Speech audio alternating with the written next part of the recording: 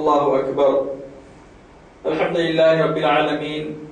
اللهم صل على سيدنا وشفيعنا ومولانا محمد وعلى آله وأصحابه وأزواجه وذرياته وأهل بيته رضوان الله تعالى عليهم أجمعين.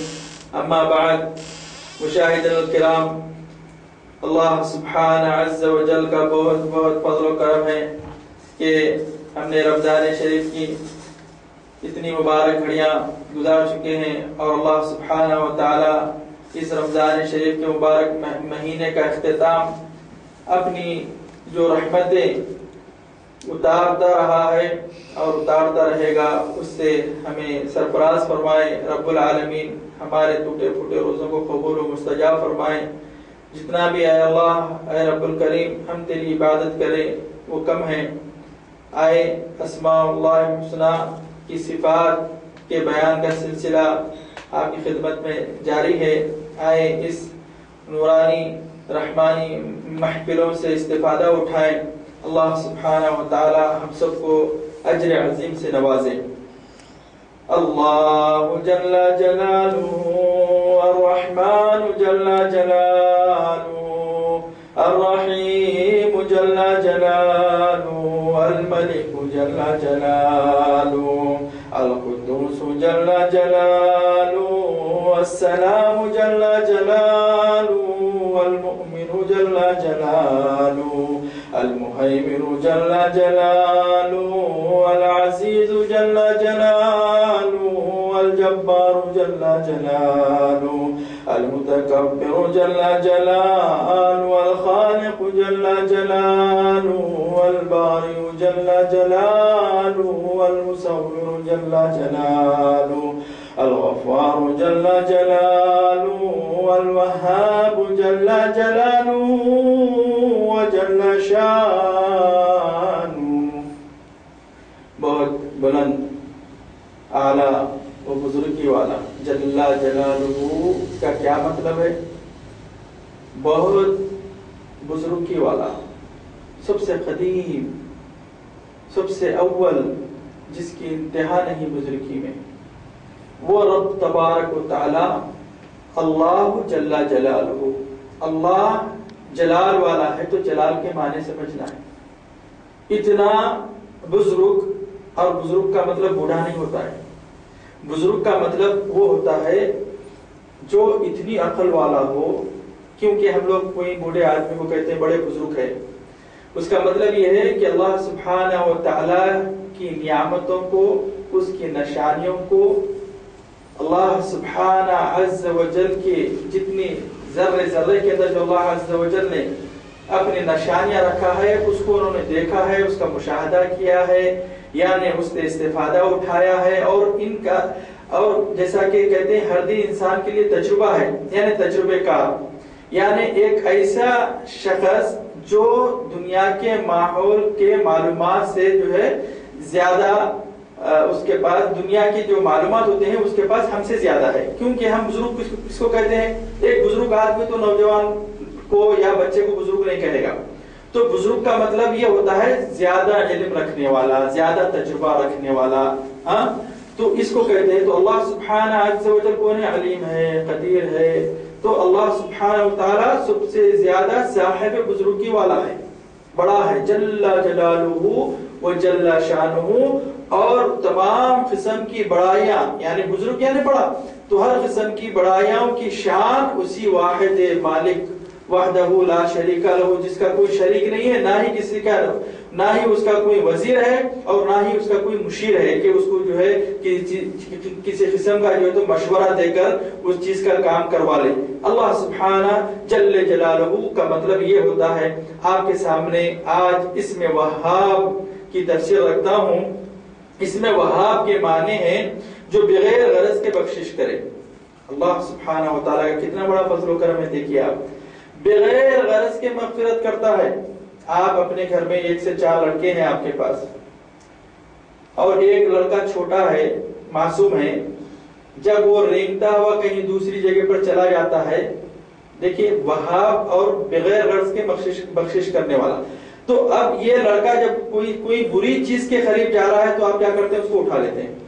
اور یہ بچے کے لیے آپ کپڑے خریدتے ہیں، دودھ خریدتے ہیں، جتنی اس کی ضروریات ہے وہ چیزیں آپ خود خریدتے ہیں، ہے نہیں؟ بچے نے تو آپ سے کوئی چیز طلب نہیں کیا، تو رب العالمین جل جلالہ و جل شانہ اما نوالہ اپنے بندوں کے ساتھ اسی صفت سے جو تو کام کرتا ہے، اسی صفت سے جو ہے تو انسانوں کو نوازتا ہے، اپنے بندوں کو نوازتا ہے۔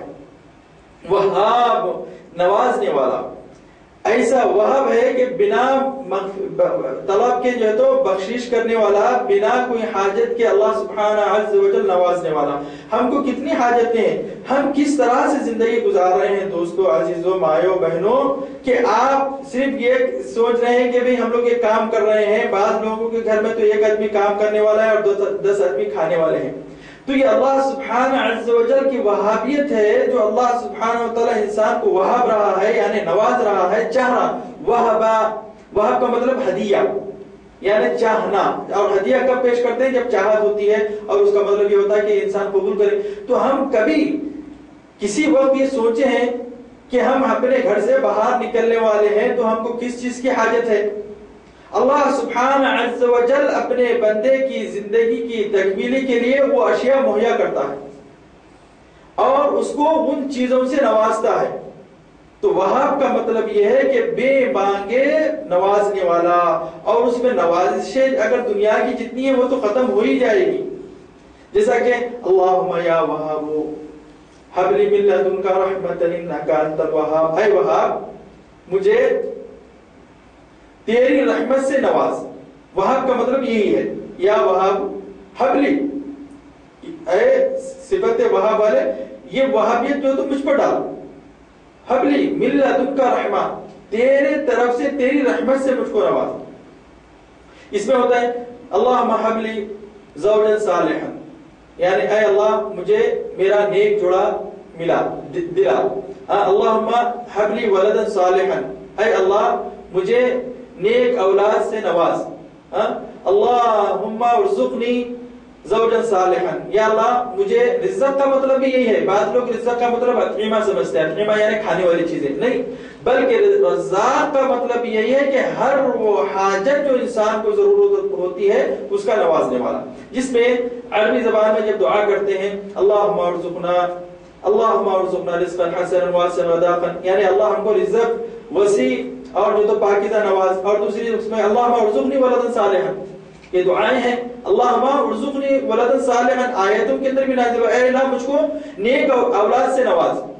ارزقنی مطلب کھانے والا بچہ ہوئے نہیں، بلکہ ارزقنی ولدا صالحا، اللہم ارزقنا الجنہ، اے اللہ ہمیں جنت نواز۔ تو رزاق کا مطلب بھی جو ہے کیا ہے؟ نوازنے والا۔ خاص طور سے یہ ہے رزق، ہر چیز رزق ہوتی ہے۔ مثال کے طور پہ شفا، شفا کیا ہوتی ہے؟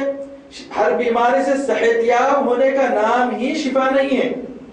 وَقُلْ جَاءَ الْحَقُّ وَزَهَقَ الْبَاطِلُ إِنَّ الْبَاطِلَ كَانَ زَهُوقًا، اے حبیب صلی اللہ علیہ وسلم کہہ دیجئے کہ حق آ گیا ہے۔ کیا حق آیا ہے؟ اللہ کی وحدانیت کی معرفت کا وقت آ گیا ہے، اور یہ معرفت کی ہدایت کا روشن چراغ قرآن پاک آ گیا ہے۔ وَقُلْ جَاءَ الْحَقُّ وَزَهَقَ الْبَاطِلُ، اور جو باطل ہے، جو جھوٹ ہے، کبھی بھی جو تو ثابت کھڑا نہیں ہوتا، ٹک ہی نہیں سکتا۔ یہ جھوٹ بول، ایک سچ کو چھپانے کے لیے آپ ایک جھوٹ بولے تو چھپ جاتی ہے، 100 جھوٹ بولنا پڑتا، پھر بھی ٹکمک مسئلہ رہتا، پھر بھی انہیں جب کھل جاتی ہے تو ایک سچ کے لیے 100 جھوٹ بولے ہیں تو فائدہ کیا ہوا؟ اسی لیے جب اللہ سبحانہ عز و جل کی وحدانیت کا وقت آ گیا ہے، خاتم المرسلین و خاتم الانبیاء رحمت اللہ للعالمین آ گئے ہیں، تو قرآن پاک آ گیا ہے، حق کی چیز آ گئی ہے، ان الباطل کان زہوقا، اور جو چیز باطل ہے اس کو جانا ہی پڑے گا۔ وَنُنَزِّلُ مِنَ الْقُرْآنِ مَا هُوَ شِفَاءٌ وَرَحْمَةٌ لِلْمُؤْمِنِينَ، اور ہم نے قرآن پاک کو شفا اور رحمت بنا کر مومنوں کے لیے جو اللہ پر ایمان رکھتے ہیں ان کے لیے ہم نے قرآن کو شفا اور رحمت بنایا ہے۔ تو شفا صرف بیماری سے صحت یاب ہونے کا نام شفا نہیں ہے، بلکہ انسان کی ہر آرزو، ہر تمنا کا حاصل شفا ہے۔ اللہ سبحانہ عز و جل کے ذکر وہ اذکار سے اطمینان حاصل ہونا شفا ہے. سمجھے؟ تو یہ شفا ہے.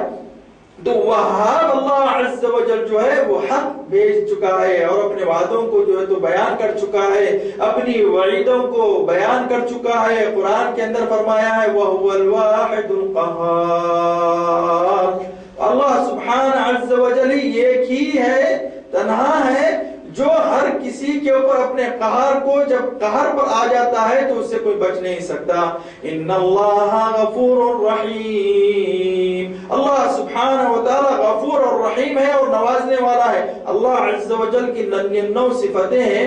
سمجھے؟ تمام کی تمام صفتیں نوازنے والی، ڈھانپنے والی، رزق دینے والی، عزت دینے والی، ذلت دینے والی. سمجھے؟ جس میں سے صرف قہار و جبار 2 اسماء ایسے ہیں.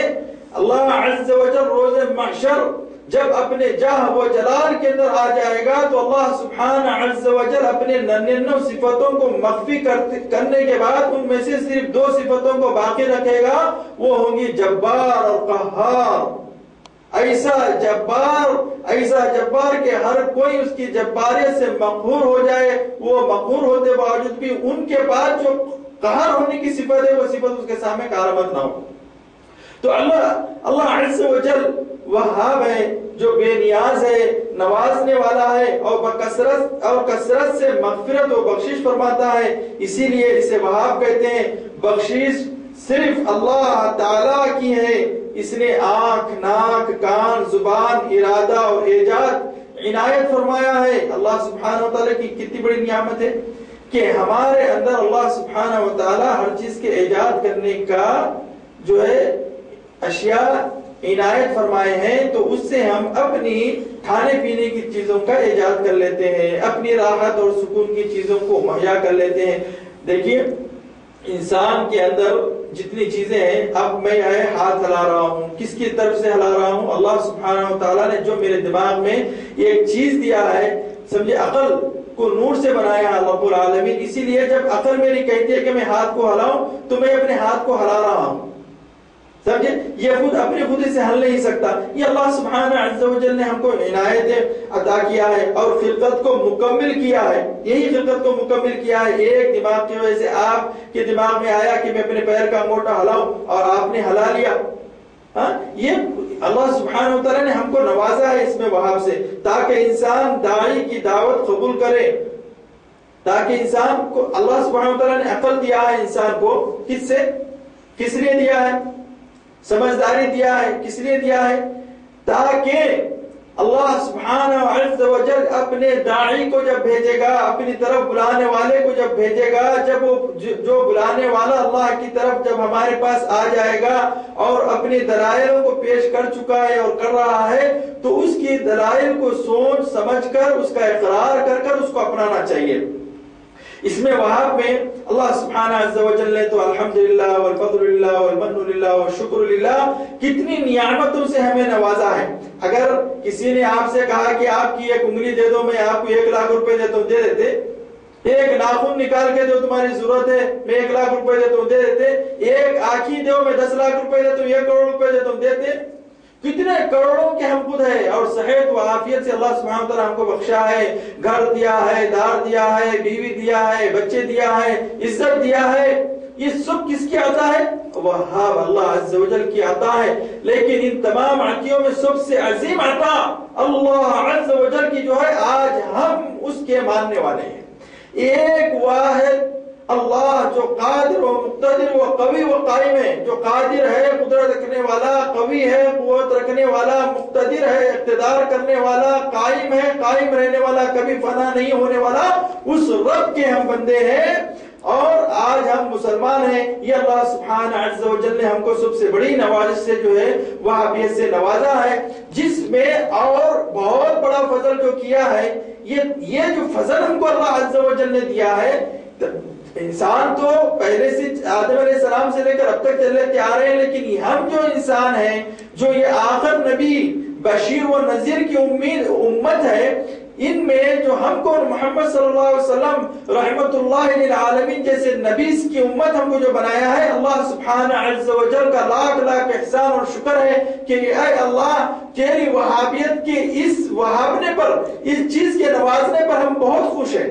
اے اللہ ہم اس پر تیرا شکر ادا کرتے ہیں، تیرے سجدے جو تو بجا لاتے ہیں یا رب العالمین، جس نبی کے امتی ہونے کا انبیاء علیہ السلام آرزو رکھتے تھے، تمنا رکھتے تھے۔ اے رب العالمین تیری وہابیت کی ہم بہت بہت شکر گزار ہیں کہ اے اللہ تو نے ہم کو تیرے اس حبیب کا امتی بنوایا ہے یا رب العالمین۔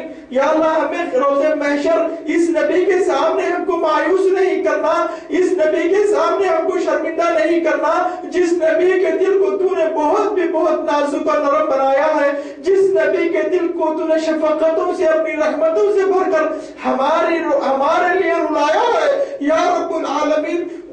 رسول اللہ صلی اللہ علیہ وسلم نے جو تجھ سے مانگا ہے وہ عطا فرما یا رب العالمین۔ ہمارے حبیب نے ہماری مغفرتیں تجھ سے طلب کی ہے یا اللہ، ان کے درجوں کو بلند فرما، ان کو مقام محمود اور حوض کوثر سے نواز یا رب العالمین، ان کی شفاعت کو ہمارے لیے قبول و مستجاب فرما یا رب العالمین۔ تیرا لاکھ لاکھ احسان ہے۔ یقیناً امانت الہی آسمانوں اور زمینوں اور پہاڑوں پر پیش کی گئی، لیکن دونوں اس امانت کے اٹھانے سے عاجز رہے۔ کون سی امانت؟ اللہ تیری وہابیت پہ ہم بہت شکر گزار ہیں کہ جس کلام کو، جس امانت کو، قرآن پاک کو تو نے نازل فرمایا ہے، جس کی ایک ایک آیت کے لیے ہر ایک ملائکہ اور فرشتے رقص کیا کرتے تھے، آرزویں کیا کرتے تھے، تمنائیں کیا کرتے تھے، مگر انسان نے بار امانت کو اٹھا لیا، اور وہ امانت دراصل اسماء اللہ الحسنى اور صفات اللہ ہے جو توحید کی وجہ سے مقدم ہے۔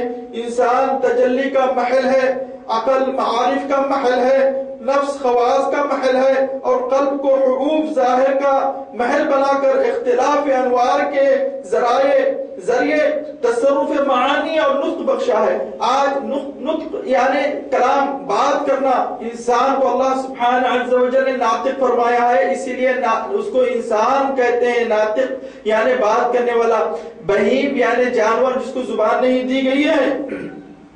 آج وہی وجہ ہے کہ آج ہم آپ کے سامنے اللہ سبحانہ عز و جل کی بڑائی قرآن و حدیث کے علاوہ بھی اپنی زبانوں سے اس کی شکر گزاری کر لیتے ہیں، اور عالم انسانی میں حرکت ادوار حسیہ کے ساتھ رزق سے نوازا ہے۔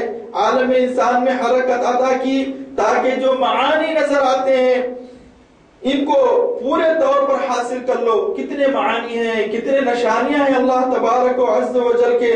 عالم ملکوت عطا کیا جو طرح طرح کا حاصل ہوتا ہے، اور ایک پوشیدہ راز ادا کیا جس پر رسول ایمان لائے۔ انبیاء علیہ السلام اللہ سبحانہ عز و جل کی وحدانیت کے اوپر سب سے پہلے ایمان لائے، جیسا کہ آپ نے دیکھا سیدنا ابراہیم علیہ السلام بچے تھے اور جنگل میں ان کی والدہ ان کی پرورش کی، تو جب دیکھا کہ آسمان کے اوپر تارا نکل کر آیا تو اب اپنے رب کی تلاش کرنے لگے، تو دیکھا کہ تارا چمک رہا ہے، بولے ہاذا ربی، بولے یہ میرا رب ہے، یہ چمک رہا ہے آسمان کے اوپر۔ پھر اس کے بعد تھوڑی دیر کے بعد میں تارے بہت بھر گئے، اور ایک جو ہے چاند وہاں پر جو تو روشن منیر وہاں پر نکلا، تو آپ نے فرمایا یہ تمام تارے جو بہت ہیں اور چمک رہے ہیں، لیکن ان میں تنہا ایک چاند ہے جو ان سب سے بڑا نظر آ رہا ہے، تو یہی میرا جو ہے رب ہے۔ پھر ایسا ہوا کہ دن ہوا تو سورج نکلا، فلما رأى شمسا بازغا قال هذا ربی هذا اکبر، جب سورج نکلا تو بولے یہ میرا رب ہے کیونکہ یہ سب سے بڑا ہے۔ فلما افل قال لا احب العافلین، جب وہ بھی چلا گیا تو بولے یہ چلنے والوں کو میں نہیں مانتا، ضرور اس کے پیچھے کوئی ہے جو چاند کو، تاروں کو، سورج کو، زمین کو چلا رہا ہے۔ اپنے رب کی انہوں نے تلاش کی، تو اللہ سبحانہ عز و جل نے انسان سے انسان کو ہی، اگر کوئی جانور آپ کو آ کے کوئی بھی چیز سکھا دے، دکھا دے، تو اس کو آپ یقین کس طرح سے کریں گے؟ اور آپ کے سامنے اگرچہ آپ کا بھائی کوئی بات بولے تو آپ اس کو جو تو یقین اور تصدق کرتے ہیں، تو اسی طرح سے انسان کو اللہ سبحانہ و تعالیٰ نے انسانوں میں ہی انبیاء کا نزول فرمایا ہے۔ اور ان سے جو ہے اپنی وحدانیت کو بخشا ہے وہاں، اور اللہ سبحانہ و تعالی عالم ارواح میں اس کا مشاہدہ کروائے گا۔ ہم اب یہاں پر جتنی چیزیں ہیں اللہ سبحانہ و تعالیٰ نے فرمایا کہ بھئی میرے اعمال کی جو تو پیروی کرو تو میں تم کو جنت دوں گا، اگر جو نہیں کریں گے تو ان کو جہنم ہے، اور عالم محشر میں تمام ارواح کو جمع کیا جائے گا۔ تو اللہ سبحانہ و تعالیٰ نے ہم کو ایسے مشاہدے سے وہابیت فرمایا ہے، نوازا ہے، اور دار طمع یعنی آرزو کی طرف واپس ہی بخشا ہے۔ یعنی جنت ہماری طمع کی چیز ہے، طمع یعنی ہمارے آرزو ہے، اللہ سبحانہ و تعالی ہم کو اسے بھی نوازا ہے، اور ایمان کی بدولت نشو و نما کیا، پھر جنت میں ہر طرح کی نعمتیں بخشا جن کی تعداد و کیفیت اور مزاج صرف اللہ عز و جل کے کوئی نہیں جانتا، یہ اس کی بے شمار ظاہری بخشش ہے، ان کے علاوہ باطنی نعمتیں بھی بہت زیادہ ہے۔ اللہ سبحانہ عز و جل نے ہم کو اپنی وہابیت سے جو نعمت کو نوازا ہے، یا ایھا النبی انا ارسلناک شاہدا ومبشرا ونذیرا وداعیا الی اللہ بإذنہ وسراجا منیرا۔ اے نبی، یقیناً ہم نے ہی تجھے رسول بنا کر بھیجا ہے، اے محمد صلی اللہ علیہ وسلم، اے میرے حبیب۔ یا ایھا النبی، اللہ عز و جل نے کہیں پر بھی اپنے حبیب کو نام لے کر نہیں پکارا، ہم وہ نبی کی امت ہے۔ ہر جگہ کہا ہے طٰہٰ، یاسین، مزمل، مدثر، یا ایھا النبی، اے میرے نبی، یا ایھا الرسول، اے میرے رسول، ہم نے بے شک تم کو رسول بنا کر بھیجا، گواہیاں دینے والا، خوشخبریاں سنانے والا، آگاہ کرنے والا، اللہ تعالیٰ کے حکم سے اس کی طرف بلانے والا، اور روشن چراغ۔ تو مومنوں کو خوشخبری سنا دے کہ ان کے لیے اللہ تعالیٰ کی طرف سے بہت بڑا فضل ہے۔ وَبَشِّرِ الْمُؤْمِنِينَ بِأَنَّ لَهُم مِّنَ اللَّهِ فَضْلًا كَبِيرًا، کہ اللہ سبحانہ و تعالیٰ کی طرف سے بہت بڑا فضل ہے اللہ سبحانہ عز و جل کی۔ میں اپنے ایمان سے، اپنے یقین سے، وہ انشاءاللہ عز و جل تمام صحابہ و تابعین و تبع تابعین، علماء و عاملین و صالحین، تمام کا یقین اور اعتماد اللہ عز و جل کی یہ صفت، جس نے ہم کو ایسے نبی سے نوازا ہے، اس سے زیادہ اور کوئی چیز کی طرف ہمارا کوئی چیز ملے نہ ملے، لیکن یہ چیز کا جو شکر ہے اللہ سبحانہ و تعالیٰ کی جو نعمت ہم پر ہوئی ہے، یہی ہمارے لیے کافی اور ساری ہے، اور اس کا بہت بہت بڑا شکر ہے۔ نبی کریم صلی اللہ علیہ وسلم کی صفات، عطا بن یسار رحمۃ اللہ علیہ فرماتے ہیں کہ میں نے حضرت عبداللہ بن عمرو بن عاص سے کہا کہ حضور صلی اللہ علیہ وسلم کی صفتیں توریت میں بھی، توریت میں کیا ہے؟ یعنی اس سے پہلے کے انبیاء، دیکھیں انبیاء جو آرزو کرتے تھے، کیوں کرتے تھے؟ حضرت موسیٰ علیہ السلام، ایک حدیث شریف میں آیا ہے کہ حضرت موسیٰ نے عرض کیا، اے اللہ، میں نے توریت میں دیکھا ہے کہ ایک امت کے سینے میں انجیل شریف ہوگی، اے اللہ وہ کون ہے؟ ارشاد ہوا وہ حضرت محمد مصطفیٰ صلی اللہ علیہ وسلم خاتم النبیین کی امت ہوگی۔ اس کی اللہ تعالیٰ نے اتنی تعریف کی کہ حضرت موسیٰ علیہ السلام مشتاق دید ہو گئے۔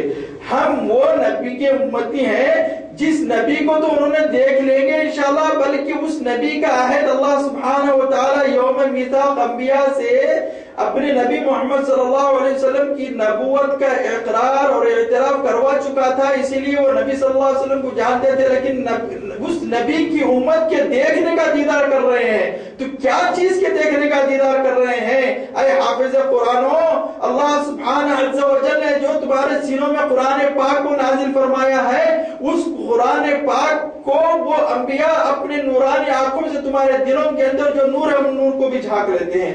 ایسے نورانی چہروں کو دیکھنے کے لیے، قرآن کے حاملین کو، حافظین کو دیکھنے کے لیے یہ انبیاء کی آرزویں رہی ہیں۔ اور اللہ تعالیٰ نے فرمایا، اے امت محمدیہ، تم کو طلب سے پہلے ہی میں نے عنایت کیا۔ یہ اللہ سبحانہ وتعالی وہاب ہے، کیونکہ بنا عوض کے مغفرت کرنے والا ہے، بنا طلب کے نوازنے والا۔ وہاب کا مطلب تم مانگو یا نہ مانگو تمہاری مغفرت کرنا، اور تم مانگو یا نہ مانگو تم کو رزق سے نوازنا۔ کیوں ایسا زندگی کے اندر ہر دن کے اندر ایسا نہیں ہوتا ہے کہ آپ جہاں پر جا رہے ہیں وہاں پر آپ کے ساتھ خیر کا کام ہو جا رہا ہے، جہاں آپ جا رہے ہیں کام نہیں بننے کی چیز بن جا رہی ہے، جہاں پر آپ جا رہے ہیں وہاں پر اللہ سبحانہ وتعالیٰ اپنی وہابت کے ذریعے آپ کو مالی امداد کر رہا ہے۔ ہر طریقے سے اللہ سبحانہ وتعالیٰ کی وہابیت ہے۔ تو اللہ سبحانہ وتعالیٰ فرماتا ہے اے امت محمدیہ، تم کو طلب سے پہلے میں نے عنایت کیا اور مغفرت سے پہلے تم کو بخش دیا۔ ان حالت میں غور و فکر کرو کہ اللہ تعالیٰ نے تم پر ازل میں کیا کیا کیا، یعنی یوم ازل میں پیش از پیش نعمت عطا کی۔ اس اسم کا ذاکر بلا عوض کے بخشش و عنایت سے موصوف ہوتا ہے، اور نہ کوئی چیزیں اس کے فتوحات سے رکتی ہے، بلکہ اللہ سبحانہ وتعالیٰ یہ اسم کا ذکر کرنے والا یا وہاب یا وہاب یا وہاب اپنے آنکھوں کو بند کر کے اپنے دل جو ہو کا میدان، جو ظلمات کا میدان، گناہوں کا گڑھا، یہ جو ہے اس کو جو ہے آگاہ اللہ کے سامنے جھکا دو، اور رب العالمین کے حضور میں اے مومن بھائیوں بہنوں مائیوں، جب بھی کوئی چیز مانگنی ہو تو سب سے پہلے اللہ سے مغفرت کو طلب کرو۔ اللہ سبحانہ وتعالیٰ دنیا کی جتنی نعمتیں ہمیں نوازے گا یہ تمام کی تمام نعمتیں فانی ہیں۔ اللہ سے دائمی نعمت مغفرت کو طلب کر لیا کرو۔ رب العالمین ہم تمام کی مغفرت فرما، اے وہاب ہم تمام کی مغفرت فرما اور ہمیں نواز۔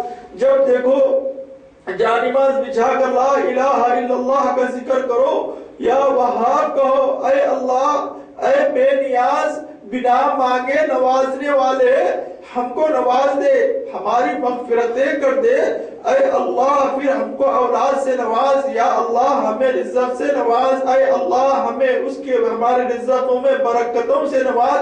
جو مانگو گے اللہ سبحانہ وتعالیٰ کے پاس جب بندہ کہتا ہے یا اللہ، تو کہتا ہے رب العالمین اے بندے، اے میرے بندے میں حاضر ہوں، مانگ کیا مانگنا چاہتا ہے؟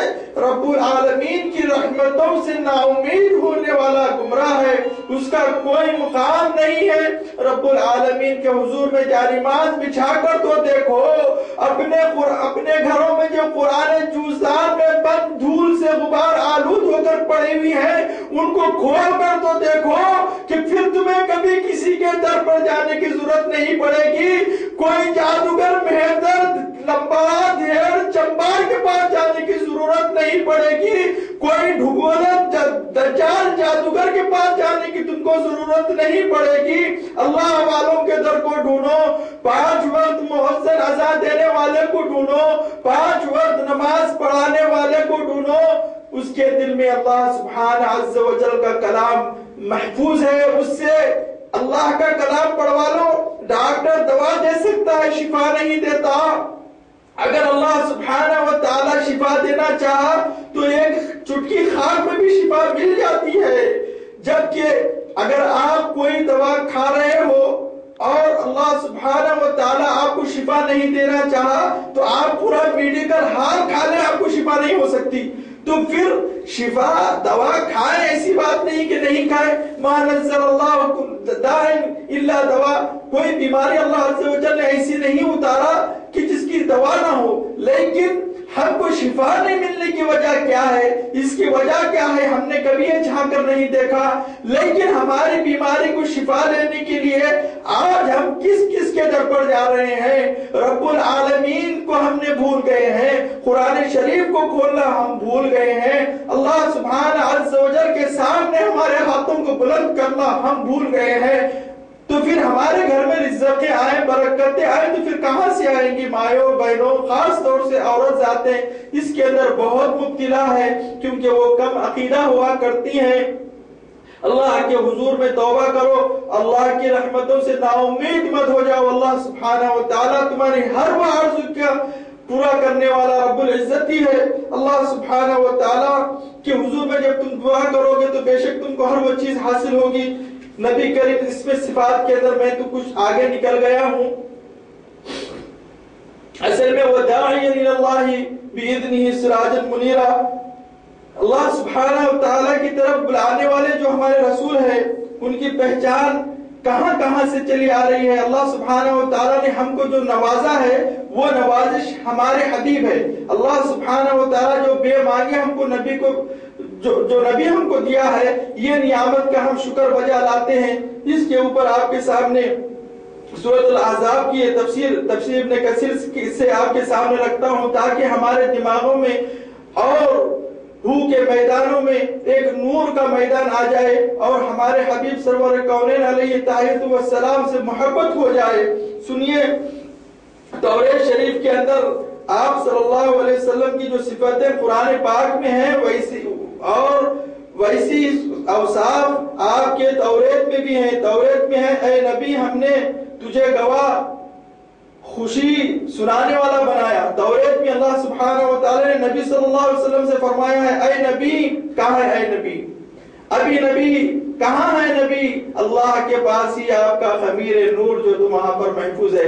لیکن وہیں پر اللہ سبحانہ و تعالیٰ اپنی قربت پہ ہی پکار رہا ہے، لیکن اس کا ذکر توریت شریف میں فرما رہا ہے، اے نبی تجھ کو گواہ خوشی سنانے والا، ڈرانے اور امیوں کو بچانے والا بنا کر بھیجا ہے۔ امی یعنی لا علم لوگوں کو بچانے والا بنا کر بھیجا ہے۔ تو میرا بندہ اور رسول ہے، میں نے تیرا نام متوکل رکھا ہے۔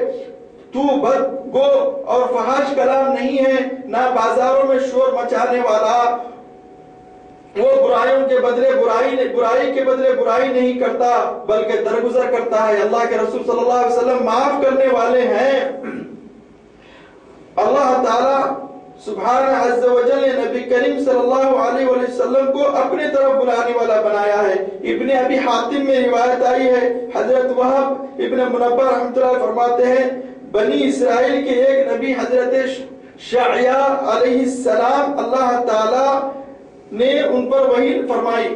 دیکھیے قرآن کے اندر 25 انبیاء کا نام آیا ہے، لیکن یہ شعیع علیہ السلام کا نام وہاں پر نہیں آیا، جیسا کہ دانیال علیہ السلام کا نام وہاں پر نہیں آیا، لیکن روایتوں میں آیا ہے کہ 1,23,000 1,24,000 انبیاء آئے ہیں۔ تو بعض انبیاء کا ذکر قرآنوں میں، تفسیروں میں، احادیثوں میں آیا ہے۔ تو ایک شعیع علیہ السلام پر وحی فرمائی کہ اپنی قوم بنی اسرائیل میں کھڑے ہو جاؤ، میں تمہاری زبان سے اپنی باتیں کہلواؤں گا۔ میں امیوں میں سے ایک نبی امی کو بھیجنے والا ہوں۔ نبی امی محمد صلی اللہ علیہ وسلم کو کب کہلوا رہے ہیں، کہاں کہلوا رہے ہیں؟ بنی اسرائیل میں کہلوا رہے ہیں۔ اپنے نبی کی آمد کی خبر نبی سے پہنچوا رہے ہیں۔ نہ وہ بدخلق ہوگا، نہ بدگو ہوگا، نہ بازاروں میں شور و غل کرنے والا، اس قدر سکون والا ہے کہ اگر چراغ کے پاس سے بھی گزر جائے تو وہ چراغ نہ بجھے۔ میرا حبیب رحمت اللہ للعالمین اگر ایک چراغ کے پاس سے گزر جائے تو وہ چراغ نہ بجھے، اگر باسوں پر چلے تو پاؤں کی چاپ نہ معلوم ہو۔ رسول اکرم صلی اللہ علیہ وسلم نور اللہ ایسے ہیں۔ شعیع علیہ السلام فرما رہے ہیں، تفسیر ابن کثیر مولانا جناگڑھی کی کتاب کی تفسیر آپ کے سامنے بول رہا ہوں، کوئی ایسی ویسی بات نہیں بتلا رہا ہوں کہ میرا حبیب اگرچہ باسوں پر چلے تو اس کی چٹک چٹک کی آواز تک نہیں آئے۔ یہ نور اللہ جو کس طرح سے چل رہا ہے، دیکھیے نبی اللہ میں اسے خوشخبریاں سنانے والا اور ڈرانے والا بنا کر بھیجوں گا۔ جو حق گو ہوگا میں اس کی وجہ سے اندھی آنکھوں کو کھول دوں گا اور بہرے کانوں کو سننے والا کر دوں گا اور زنگ آلود دلوں کو صاف کر دوں گا۔ ہر بلائی کی طرف اس کی رہبری کروں گا، ہر نیک خصلت اس میں موجود رکھوں گا۔ دل جمعی اس کا لباس ہوگی، نیکی اس کی فطرت ہوگی، تقوی اس کا ضمیر ہوگا، حکمت اس کی گویائی ہوگی۔ جو بات بولیں گے اللہ کے رسول حکمت کی بات کہیں گے، صدق و وفا اس کی عادت ہوگی، عفو درگزر اس کا خلق ہوگا، حق اس کی شریعت ہوگی، عدل اس کی سیرت ہوگی، ہدایت اس کی امام ہوگی، اسلام اس کا دین ہوگا، احمد صلی اللہ علیہ وسلم اس کا نام ہوگا۔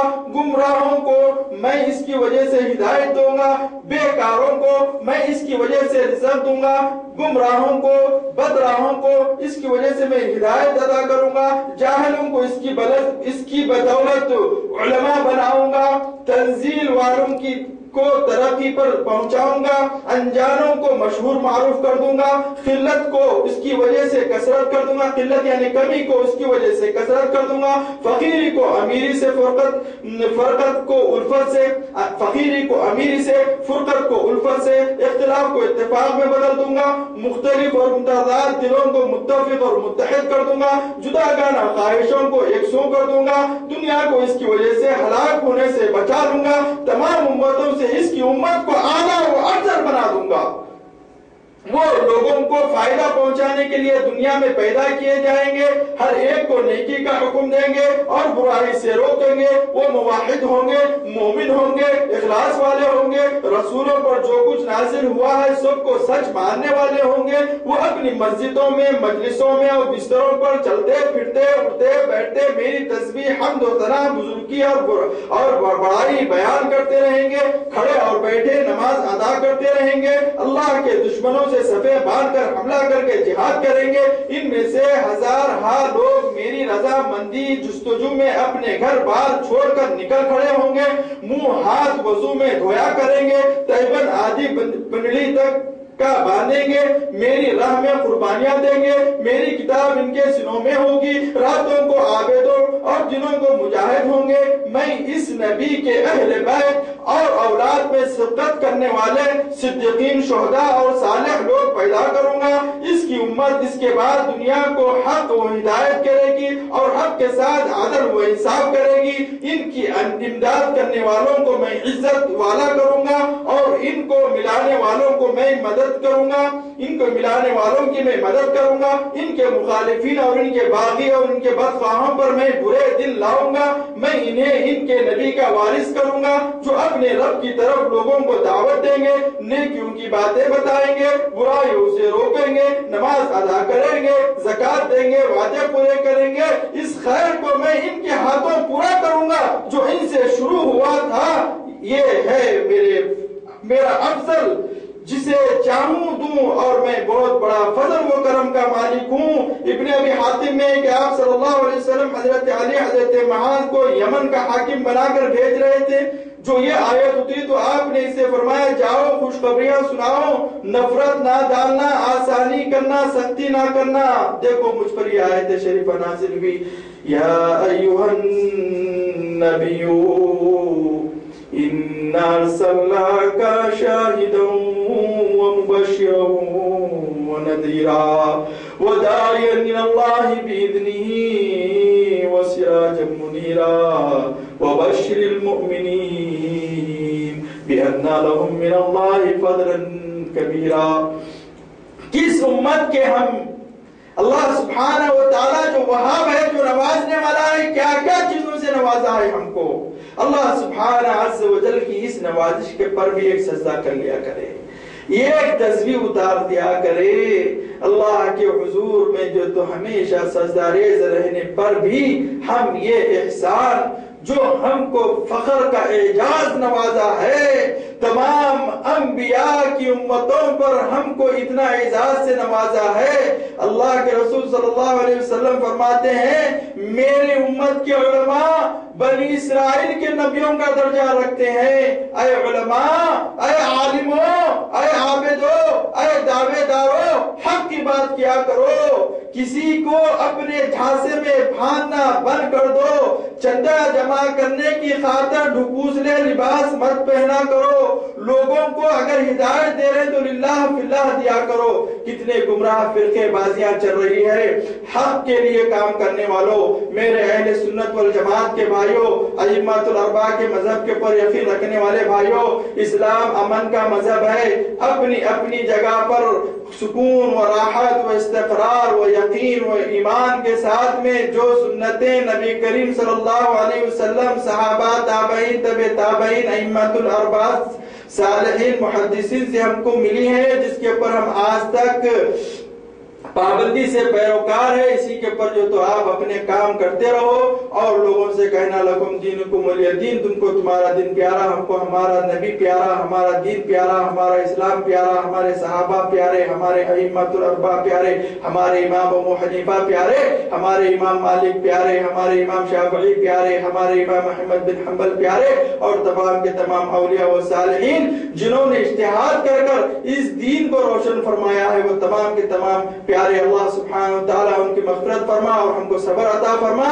اور اس کا ہم کو اجر عطا فرما، اور آپ اپنے دین کے پر مستقیم رہو، کسی سے لڑائی جھگڑا فتنہ نہیں کیا کرو، اپنے دین پر آپ رہو۔ اگرچہ آپ کو کسی نے بہکایا ہے تو آپ پہلے اپنے دامن میں دیکھو کہ آپ کا دین کیا ہے، آپ کا دین، آپ کی نماز کہاں سے آئی ہے، کس طرح سے آئی ہے، اس کو سمجھو دیکھو، پھر اس کے بعد میں سمجھو، آپ اپنا فیصلہ کرو۔ اللہم ربنا ظلمنا انفسنا وان لم تغفر لنا وترحمنا لنکونن من الخاسرین، اللہم احفظنا من کل بلاء الدنیا وعذاب الآخرہ۔ اے اللہ ہمارے خطاؤں کو درگزر فرما، ہمارے گناہوں کو معاف فرما، ہماری ٹوٹی پھوٹی عبادتوں کو قبول فرما یا رب العالمین۔ ہمارے دلوں کو تیرے طرف پھیر دے، ہمارے سروں کو تیرے طرف جھکا دے، ہمارے کمروں کو تیرے رکوع کرنے والا بنا دے یا رب العالمین، ہمارے قدموں کو تیری مسجد کی طرف جانے والا بنا دے۔